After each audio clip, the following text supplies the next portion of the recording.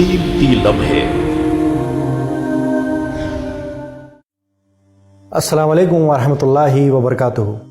काजिम भाई, आपका मैं इस्तकबाल करता हूँ हमारे इस प्रोग्राम में जिसका नाम है कीमती लम्हे। वालेकुम अस्सलाम वरहमतुल्लाहि वबरकातुहू। अल्हम्दुलिल्लाह। काजिम भाई, आपसे आज एक बहुत अहम मौजू पर डिस्कस करना चाहता हूँ। आजकल मुआशरे में देखा जा रहा है कि जो पान शॉप हैं और दीगर दुकानें, किराना शॉप है या कुछ भी दुकान है, तो उन दुकानों पर ये देखा जा रहा है कि सिगरेट बेची जा रही है, तंबाकू बेचे जा रहे हैं और नशे वाली चीज़ें बेची जा रही है। तो उलेमा की इस पर क्या राय है कि क्या ये हराम है, इनकी इनकम हराम होगी, या फिर ये लोग कुछ हिस्सा बेच रहे हैं, बाकी चीज़ें हलाल बेच रहे हैं और कुछ चीज़ हराम बेच रहे हैं, तो इनकी इनकम के ताल्लुक से क्या मामलात होंगे और एक मुसलमान को ऐसा करना चाहिए क्या नहीं करना चाहिए, इस पर थोड़ी वजाहत करें। अल्हम्दुलिल्लाहि रब्बिल आलमीन व सल्लल्लाहु अला नबीना मुहम्मद। सबसे पहले हर मुसलमान के लिए बात लाजिम है कि वो अपने लिए दीन इस्लाम की तालीम हासिल करे। ऐसा नहीं हो सकता कि कोई आपको किसी बात का इल्म ना हो और आप समझ रहे हैं कि मैं इस बात के गुनाह से बच गया, जबकि उलमा इकराम ने कहा दो गुनाह होंगे, एक इल्म हासिल नहीं करने का, दूसरा अमल नहीं करने का। लिहाजा इस मसले में उलमा इकराम ने जिस बात की रहनुमाई की है कि कुरान मजीद की आयत के हवाले से जहाँ अल्लाह सुब्हानहू व तआला ने इरशाद फरमाया, इसका तर्जुमा इस तरह है कि तुम अपने आप को हलाकत में ना डालो। यानी कोई भी ऐसा काम या कोई भी ऐसा अमल, कोई ऐसा खाना या कोई ऐसा पीना जिसको आपको पता है कि ये खाने पीने से या काम करने से आप अपनी सेहत को बर्बाद करेंगे या आप हलाकत में पड़ेंगे। जाहिर बात है, एक छोटा सा स्कूल जाने वाला बच्चा जो इंग्लिश रीडिंग सीख जाता है और कॉम्प्रिहेंशन सीख जाता है, उसको अगर आप किसी सिगरेट के बॉक्स पर पढ़ा दें, लिखा होता है cigarette smoking is injurious to health, और आजकल जिस हिसाब से सिगरेट के बॉक्स आते हैं उस पर लंग्स के फोटोग्राफ्स डाले जा रहे हैं और कॉज ऑफ कैंसर भी उसको जो सो बताया जा रहा है, ये सब कुछ है। यानी बनाने वाला ही कह रहा है ये मैंने ऐसी चीज बनाई जो तुम्हारी जान के लिए नुकसान होगा। करने वाले को मतलब मालूम है, हमेशा जो पीता है उसको पता है, जो खाता है उसको पता है चीज है एक। अब जब आपको बनाने वाला ही कह रहा है ये चीज इधर लेकर जाएगी, तो वाज़ेह बात है अब आपको इल्म नहीं होने का तो अंदेशा नहीं है। जो बना रहा है वो खुद इल्म दे रहा है, ये चीज इस तरफ आपको लेकर जाने वाली है जो आपकी सेहत की तबाही होगी। आयत के रो से और अहादीथ के रो से उलमा इकराम ने सिगरेट के पीने को हराम करार दिया है, और उसूल उलमा इकराम ने यह बताया है कि जो चीज हराम होती है उस चीज की तिजारत भी हराम होती है। लेकिन ये देखा जाता है कई लोग जो पीने वाले वो ये एक्सक्यूज देते हैं कि हराम नहीं है, मकरूह है, तो इस पे क्या कहेंगे? लोग आमतौर पे कहा जाता है कि वही हमारे मुसलमान भाई को अगर आप मकरूह का डेफिनेशन पूछ लेंगे, वो मकरूह का डेफिनेशन भी नहीं बता सकेंगे। यानी मकरूह उलमा इकराम ने ऐसी चीजों को कहा है यानी जो नापसंदीदा है, लेकिन यहां पर नापसंदगी की बात नहीं है इसके अंदर। यहां पर वाज़ेह है कि इसको उलमा इकराम ने हराम करार दिया है इस एतबार से कि आपकी सेहत को तबाह कर देने वाला है। तो यानी जब ये चीज हराम हो रही है तो जैसे शराब हराम है हमारे लिए, वैसे सिगरेट भी हराम हो गई। फिर जब जाहिर बात है शराब के लिए वाज़ेह हुक्म है, अब हो सकता है कुरान मजीद और अहादीस में किसी प्रोडक्ट का नाम नहीं आएगा तो क्या आप उसको जो सो वो नहीं करेंगे? कुरान मजीद और अहादीस के रो से जो उलमा इकराम ने फिक़्ह के रूल्स बनाए हैं, उसूल बनाया जाता है एक आयत को लेकर कि तुम अपने आप को हलाकत में न डालो। अभी इसमें सारी चीजें उलमा इकराम ने रख दी है, जरूरी नहीं है कि आपको किसी वर्ड का नाम आ जाए।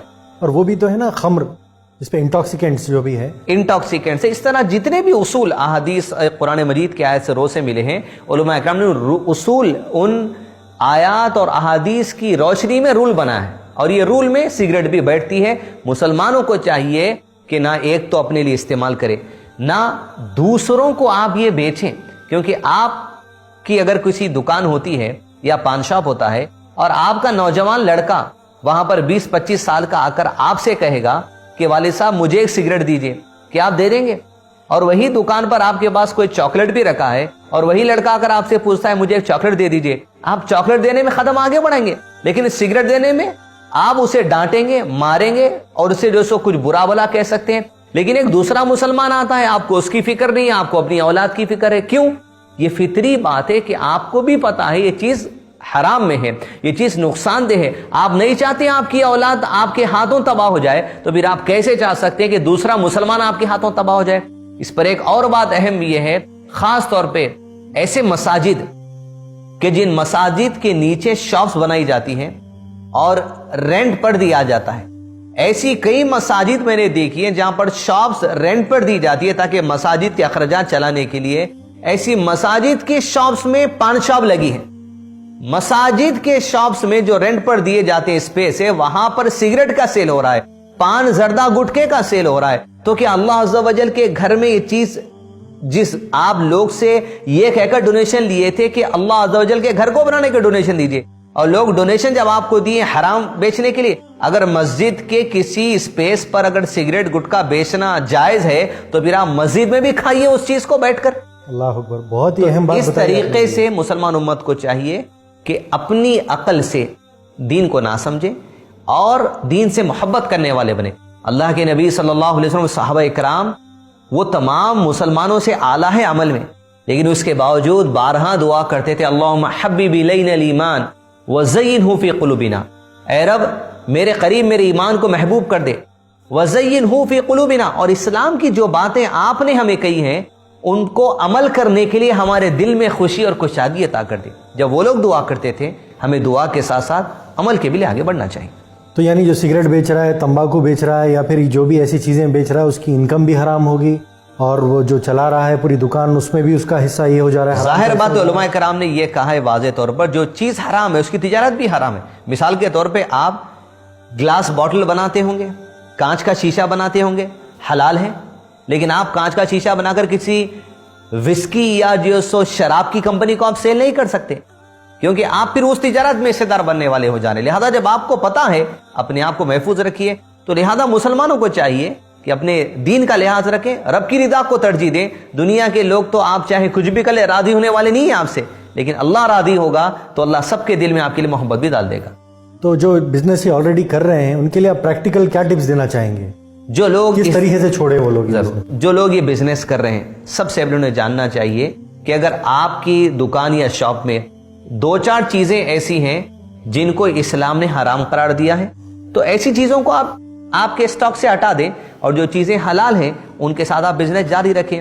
لیکن اگر آپ یہ سمجھ رہے ہیں مجھے کچھ نہیں آتا, میں اس کے علاوہ کچھ کر ہی نہیں سکتا, جب آپ کو کچھ نہیں آتا تو یہ کیسے آ گیا؟ تو یہ چیز وہ ہے کہ شیطان نے آپ کو حرام چیزوں کی تجارت کرنا آسان کر کر بتا دیا.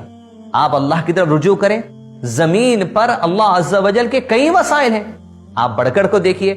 جب آپ چاہتے ہیں اللہ حرام سے بچا لے, اللہ سبحانہ و تعالیٰ ایسے راستے سے آپ کو رزق عطا کرے گا جہاں سے آپ کو رزق آنے کا گمان بھی نہیں ہے. توبہ استغفار کریں, گناہوں کو چھوڑ دیں. حرام کماتا ہے اس کی تو دعا بھی قبول نہیں ہوتی. آپ صلی اللہ علیہ وسلم کی حدیث ہے کہ آدمی دعا کرتا ہے ہاتھ اٹھا کر, چاہے وہ مسافر کیوں نہ ہو, تھکا ماندہ کیوں نہ ہو, میلے کپڑے ہو, گردالو بال ہو, وہ ہاتھ اٹھا کر کہتا ہے یا ربی یا ربی, لیکن اس کی دعا قبول نہیں ہوتی, اسی لیے کہ اس کا لباس حرام کے مال کا ہے, اس کا کھانا حرام کے مال کا ہے. لہذا میں مسلمان بھائیوں سے گزارش کروں گا اس موقع پر, جو پان شاپ اور دیگر چیزوں کا بزنس کرتے ہیں, جو چیز حرام ہے وہ آپ کے حلال سمجھنے سے حلال نہیں ہوتی. جو چیز اللہ کے قریب حرام ہے وہ ہمارے قریب بھی حرام ہی ہونی چاہیے. بہت ہی اہم موضوع پر آپ نے وضاحت کی کاظم بھائی, جزاک اللہ خیر. اللہ آپ کو جزائے خیر دے. اللہ ہم سب کو کہنے سننے کی اور عمل کرنے کی نیک توفیق عطا فرمائے. السلام علیکم ورحمۃ اللہ وبرکاتہ. ایسے ہی اور ویڈیوز بنانے میں ہماری مدد کریں.